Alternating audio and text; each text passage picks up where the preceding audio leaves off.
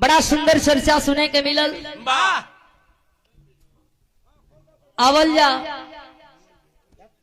एक ओइसने गीत जैसन गीत आप लोगों के सुने के मिलल यार सभी सुनावल जा। बढ़िया गीत बढ़िया बात मौके के चर्चा सुने के मिलल। एगो बात बता दी, जितना सीधा ही लोग के उतना हुआ ना। अरे दिन के बबुए जी कौन तू हमें हाँ एकदम छिनरपन पलाद दे दिले हूँ। इहे खुद बनावे। अरे बाप बेटा मिल के काम करो था लोग।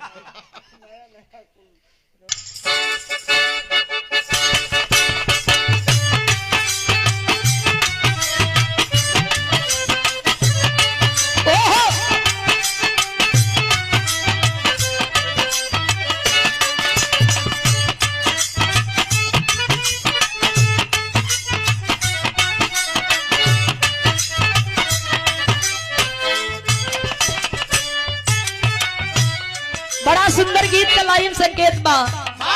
कोनो लड़की ओकर बियाह हो गई गवना बाकी हो, उहे लड़की आए एगो दूसर की लड़की ले अपने सहेली ले कहे का कहत रहल,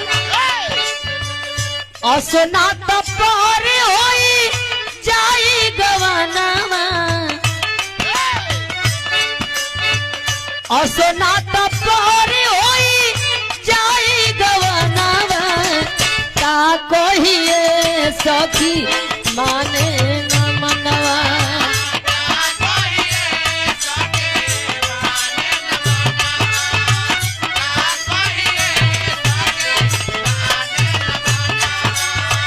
असना तो पार होई जाई गवनावा,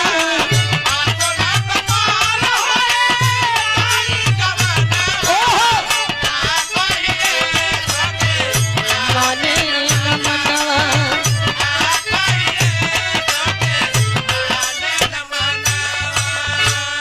लेकिन भाव बड़ी सुंदर लिखल गई कवि के द्वारा। महाभारत का लड़ाई भइल कौरव पांडव के बीच, तमाम योद्धा मारल गईलन, सगा संबंधी भाई पटीदार सबके मार करके वह विजेता महाभारत का अर्जुन हो गया। हस्तिनापुर में डंका बजल, जयकार लगत बा, अर्जुन की जय, विजेता की जय, धनुषधारी की जय।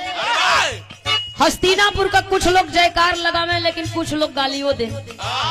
जरूरी नहीं कि जो आपको पसंद करता वो सबको करेगा, जरूरी नहीं जो आपको अच्छा लगता वो सबको लगेगा, बाकी खाए के हुए चाहे जवन पचे।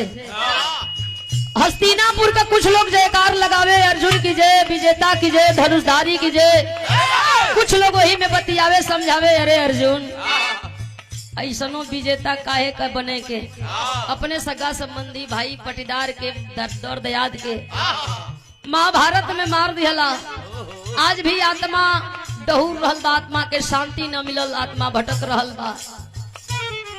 विजेता हो गईला, धनुषधारी हो गईला, जयकार लगत अच्छी बात, लेकिन पाप का भागी भी हुआ।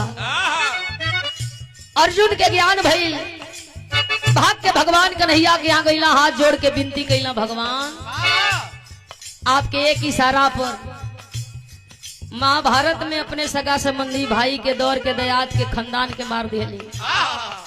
आज कुछ लोग कह रहल बा कि आत्मा के शांति ना मिलल, हम पाप का भागी हो गई। आपे बतावल जा कि हमके पाप से मुक्ति कैसे मिली। भगवान कन्हैया हंसते हंसते जवाब दिए। भगवान कन्हैया उपाय बतौल और वही आधार पर ही पांचों पांडवा तैयारी कैला। कैसन तैयारी कैला? कैले यज्ञ पांडव सती घड़ा टंगवाई के,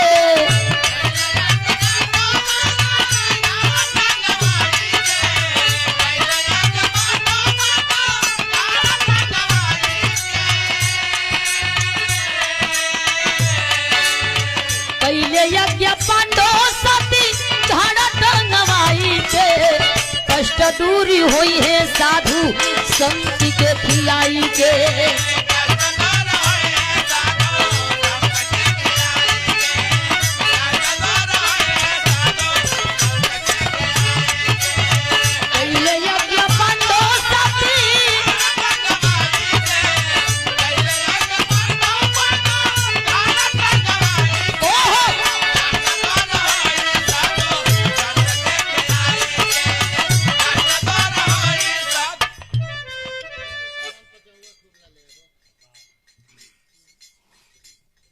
और खूब लाल यादव जी पूर्व प्रधान पचौआ के धरती से आपके द्वारा ये पावन पुरस्कार कोटि कोटि प्रणाम सबके को लगी आशीर्वाद की इच्छा। वह भगवान कन्हैया बतौल जग करावे के वही दुआरे पर सबके भोजन करावे के वही। जैसे यहाँ लोग आयल भोजन कईल लोग खाइल पियल अपना अपना घरे गए। यज्ञ पूरा होता है जब हमारे सगा संबंधी पटीदार दौड़ दया हित ना तावेलन खालन यात्रा के शांति बदे 2 मिनट 4 मिनट का मौन धारण करेलन। 7 घंटा टंग गई। भगवान कन्हैया के बतौला के अनुसार सबके न्योता दे के 5 पांडव अपने दुआरे बुला लिहलन। सबे खाए बदे आइल सब लोग खात बा खा खा अपने घरे जात बा। भगवान कन्हैया बतौला की 7 घंटा बजी पाप से मुक्ति मिल जाई। 5 पांडवा खियावे ऋषि मुनि विद्वान बलवान धनवान सभे दरवाजे से खा के गई लेकिन घंटा 1 ना बजल। 5 पांडवा बड़ा चिंतित हुआ चिंता में हुआ। 5 पांडवा परेशान भगवान कन्हैया के बुलावत हुआ। भगवान कन्हैया से कहे लगल का 88,000 मुनि कैले भोजन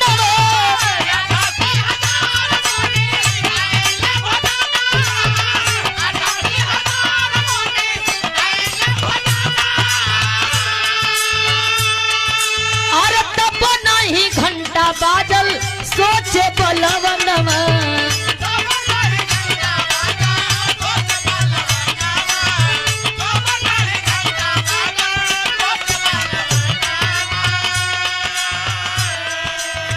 पूछे ले करिश्मा वही ताना के बोलाई के।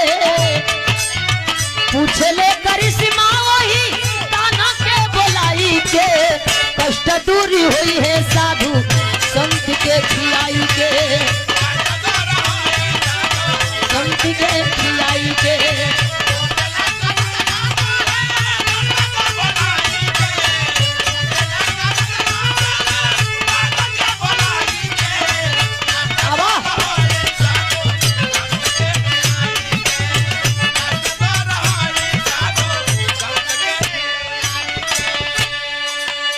धीरे धीरे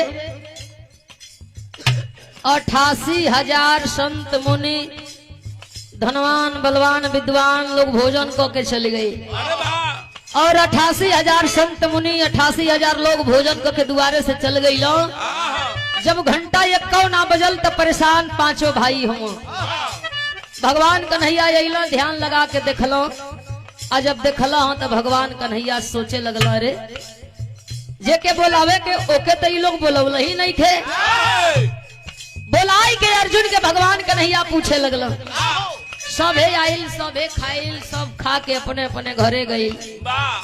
जे के बोलावे के ओके ना लोग बोलौला। अर्जुन पूछलक के तनी नाम बतावल जा। कहलक कि सब आई सुपन भगत अइबे ना कइला। भगवान कन्हैया कहे कहेले कन्हैया कहे न सुपन के बोलवला।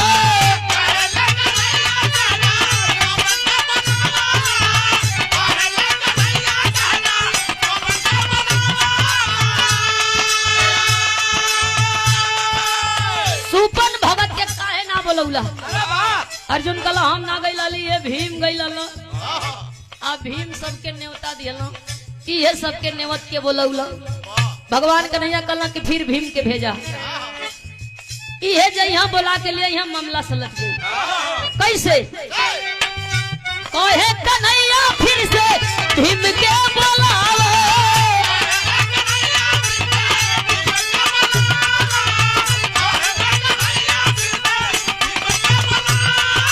अरे मामला सलट के पठावा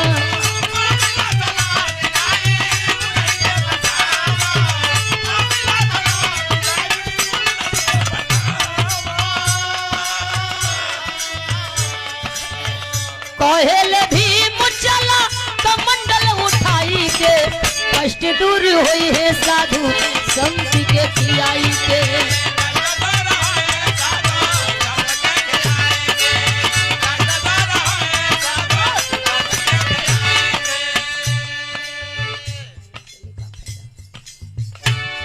जाई के भीम सुपन भगत की आगे हाथ जोड़ के खड़ा भइल चल के आप हमारे घरे भोजन कैला सुपन भगत ताकत हम के हुआ कला भीम कलो हम ना जाई जहां इज्जत नहीं वहां हाजिरी लगा के बेइज्जत भले कोनो काम ना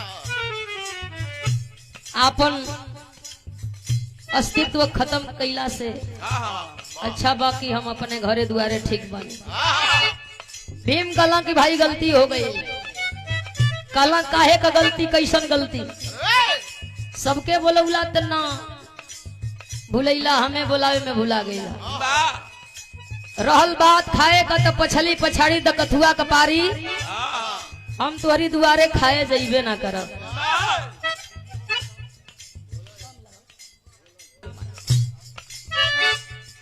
कहला कि हम दुआरे तोरे खाए न जाई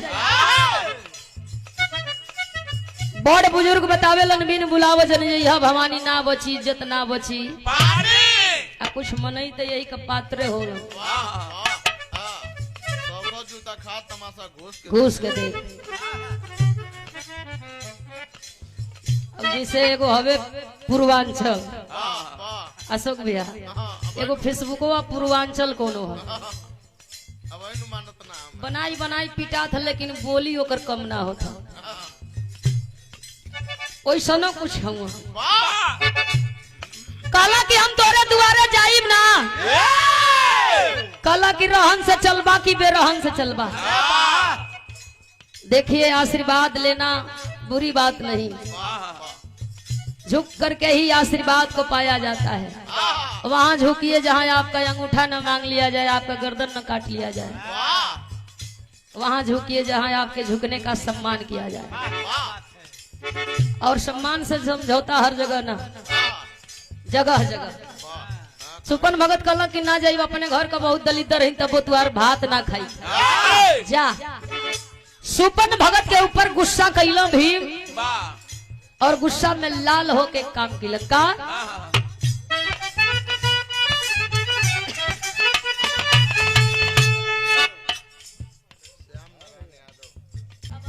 कहे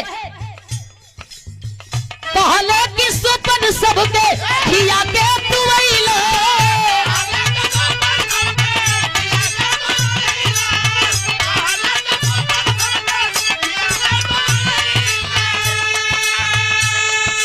अरे सुपन का नाम सुन के काहे के भी नहीं ला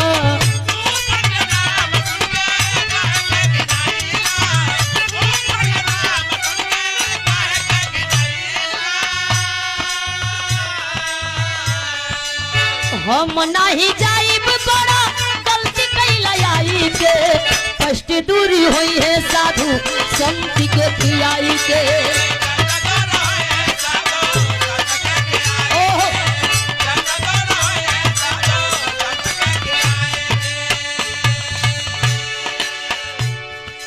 एक बार हमार बात मान ला चला कल की एक ना 1000 बेर कहबा अब न जाई अब गैला के कोनो मतलब तो ना हो गुस्सा में लाल भीम जांगर हइये है क्रोध हइये है धन का बल का कमी हइये ना कहला कि तू एंग नहीं मनब तो के मनावे के पड़ी भीम कैला का एक गादा मरल जब भीम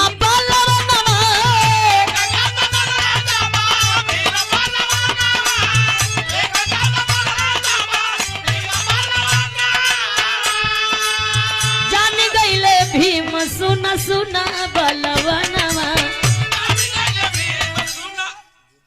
की बात गुस्सा में लाल भीम उठाई के गदा का प्रहार कैलन।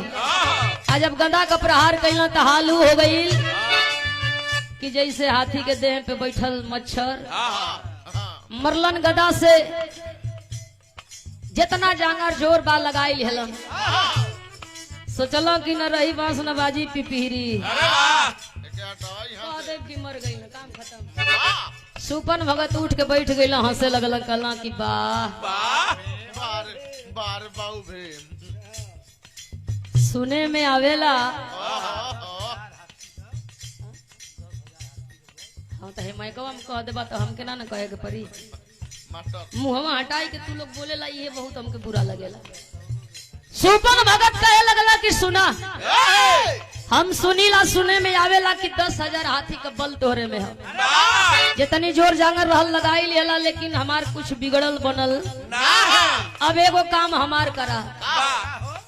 सुपन भगत वो भीम से कहला कि खूंटी पर माला हो मलवा उतार के हमें दे दा। माला उतार के हमें दे देबा जैसे कहबा वैसे करब हम चलब। भाव बा एक गांड मारा जब भीम बलवनवा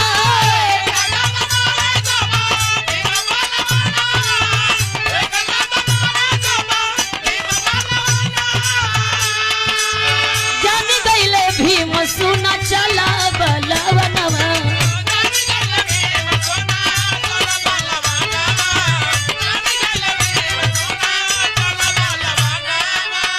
मलवा हमारे तनी दे उतारी के कष्ट दूरी हुई है साधु संति के पियाई के।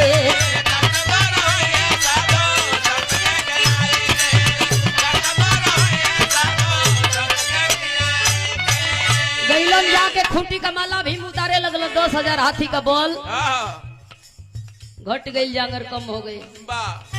खूंटी का माला न उतरल। फिर से ठठाई के हंसल सुपन भगत कला कहो हस्तिनापुर कबीर भीम ये तने जोर बा तोरे गदा का प्रहार हम सह ले ली तू एगो माला ना उतार पावत हुआ। समझ गईलो भीम कि मड़ई में हो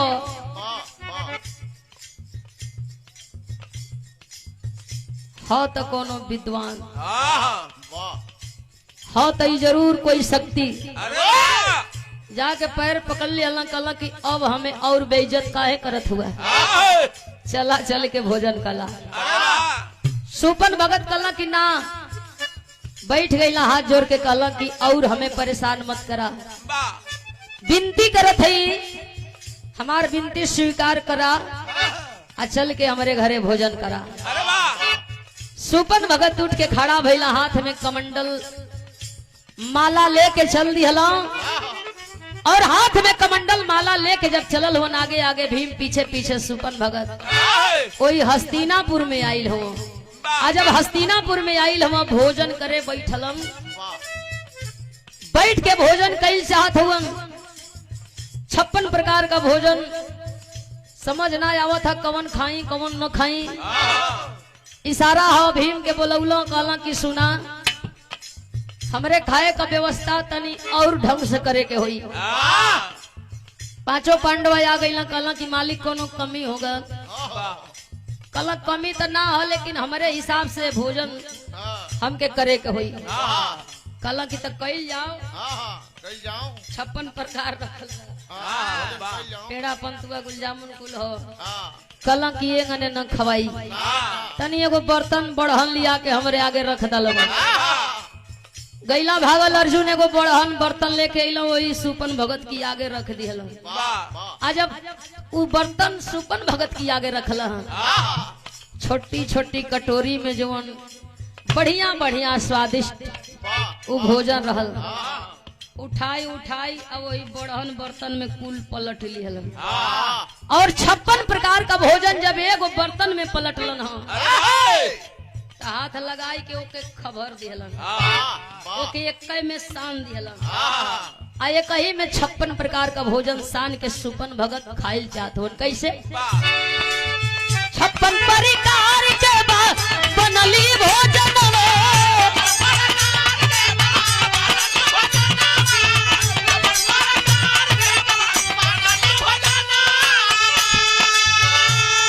और 4 कवर खैले घंटा बाजल बा गगनवा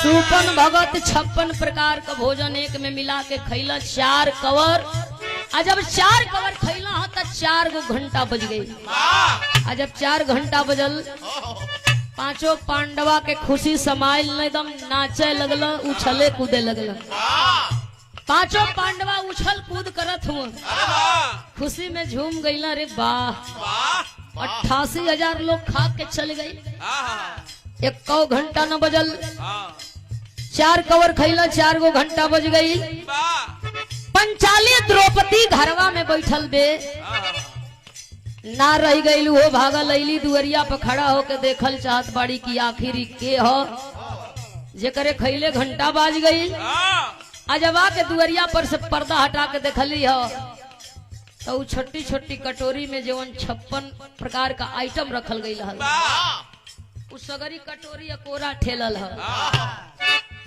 एगो बड़हन बर्तन में सगरी खाना खबार के आई हौड़ा लगौले हम अपन माऊ माऊ चलावत पंचाली द्रौपदी हंसे लागल पंचाली द्रौपदी सोचे लागल ओरे खवाई मरला की खाना का रबड़ी बना के देला जैसे माना कब्बो को मिलल न होखे पंचाली द्रौपदी इसलिए भी हंस रही थी कि जैसन जात वैसन खवाई इहो कहीं जाई सुपन भगत का नजरिया पड़ गई पंचाली द्रौपदी के देखत हुआ ठठाई के पंचाली द्रौपदी हंसत बा हाथ रुक गई सुपन भगत बुझ गई ना कि हमार उपहास होत बा हमार अपमान होत बा हस्तिनापुर बुला के हमार मजाक उड़ावल जात बा 4 कवर तो खैले रहल 4 घंटा बज गई रहल पंचाली द्रौपदी का हंसल काल हो गई हाथ मुंह धोई के उठौला हाथ में कमंडल और माला सुपन भगत ऋषिया के जाए लगल जब सुपन भगत ऋषिया के जाए लगल तो युधिष्ठिर और पंचाली दौड़ के अला आई के पैरवा पकड़ लिहल और पैर पकड़ के एक बात कहे का युधिष्ठिर मनावे खाती अइले भागल भोगे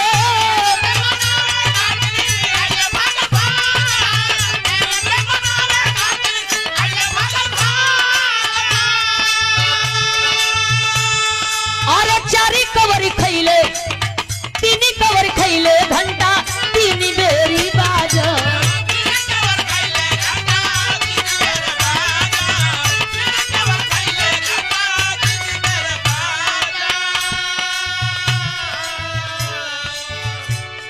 सुपन भगत का मतलब वो लोगों के पैर में गिरावल ना रहा घमंड हो गई रहल ज्ञान और एहसास दियावल जरूरी रहल जा रहल हवन पंचाली द्रौपदी आइल पैर पकड़ ले युधिष्ठिर हाथ जोड़लन कलन की हमहन से जवन गलती भई लोग के क्षमा करा ए भैया हाथ जोड़ के युधिष्ठिर विनती करत होन याचना फरियाद करत होन आप ऐसन मत करा बैठ जा भोजनवा कैला चला चल के खाला माफ कदा गलती हो गई पंचाली द्रौपदी भी आई हाथ जोड़कर याचना विनती फरियाद कर रही है माफ कर दीजिए गलती हो गई और जब घमंड देखलन की सबका चूर हो गई फिर घूम के गई सुपन भगत बैठ गई 4 कवर पहले खैले रहना 4 घंटा बज गई रहल 3 कवर फिर खैला 3 घंटा टन टन बजल है 4 कवर पहले 3 घंटा बाद 7 घंटा जब पूरा हो गए पांचों पांडवा समझ गई ना कि हम का पाप से मुक्ति पा गईली आत्मा के शांति मिल गई सुपन भगत के पांचों पांडवा पंचाली समेत मिलके पांचों पांडवा मिल करके सुपन भगत का हाँ, सेवा सम्मान करत हुए। आहा, आप जो कहिए आपको दे दिया जाए वाह, और यहाँ से आप खुश होकर जाइएगा। हाँ, खुशी खुशी जाई हो, ए, नाराज होके मत जाई हो। आहा, सुपन भगत कहला कि हम मांगे न आयल है, वाह, आपका जो इच्छा हो जाए। पांचों पांडवा मिल करके दान दक्षिणा दे करके सुपन भगत का विदाई कैला। आहा, सुपन भगत अपने घर का रास्ता पकड़ के अपने घर की ओर चलल हुवन। वाह, जब अपने घर की ओर चलल हुवन तब पांचों पांडवा नाचत गावत झूमत हुवन। कैसे? आहा,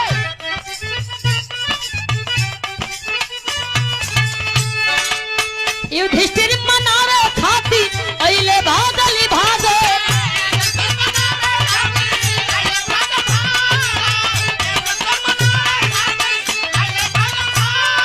और तीनी कवरी खैले घंटा तीनी बेरी बाजल।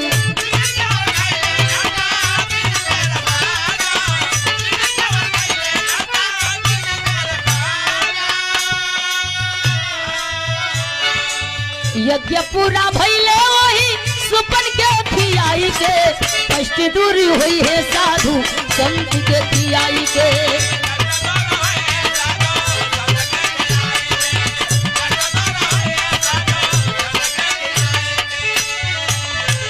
आज भी वह परंपरा चल रहा है हमारे घर, आपके घर, हर गांव में, हर जिला में। जब आत्मा का विदाई होले 13 दिन पर 13 ही कही जाले। वाह, हित नाथ सब आवेला, सब बटुराला, सब खाला, लेकिन मतलब तब निकल जाला हाँ, कब हो? जब सुपन भगत का खानदान आवेला। आहा, डोम भाई लोग आवेला, अरे वाह, वाह, ये लोग खालन, ये लोग 5 बार बोलेलन जग पूरा हो, तब बुझा कि जग पूरा हो, अरे, और लोगन के भी संतुष्टि हो जाले कि आत्मा के शांति मिल गई। दान दक्षिणा दे के विदाई करे के होला। जे करे जितनी खुशी हो जाले, केहू रजाई तकिया, केहू मोबाइल, केहू गाय, आहा, केहू पैसा दे के विदाई करला। कैसे? गुरु गणेश राम लाल गुणकारी,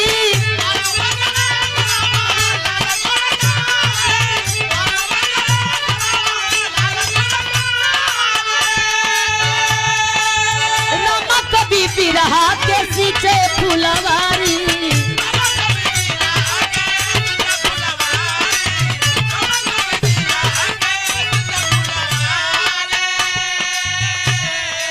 अरे गावेली मीनाक्षी ने हाँ वही सरद से लगाई के, अरे कष्ट दूरी हुई है साधु संत के खियाई के, कष्ट दूरी हुई है साधु संत के खियाई के, संत के, अरे संत के